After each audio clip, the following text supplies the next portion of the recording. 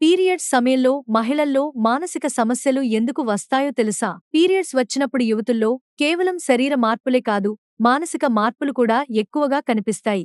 హార్మోన్లలో వచ్చే oestrogen, progesterone మార్పుల వలన మూడ్ స్వింగ్స్, చిరాకు, డిప్రెషన్, ఆందోళన లాంటి లక్షణాలు తలెత్తుతాయి.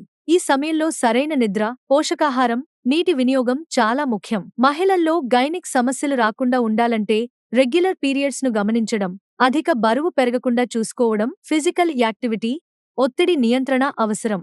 పీరియడ్స్ అసహజంగా రావడం, అధిక నొప్పి, మానసిక ఒత్తిడి అధికంగా ఉండడం వంటి సమస్యలు ఉంటే తప్పనిసరిగా వైద్యుడిని సంప్రదించాలి. హార్మోనల్ అసమతుల్యత, జంక్ ఫుడ్, నిద్రలేమి, ఒత్తిడి, ఫిజికల్ యాక్టివిటీ లేకపోవడం వల్ల మహిళల్లో పీరియడ్స్ సమయంలో మానసిక సమస్యలు వస్తాయి.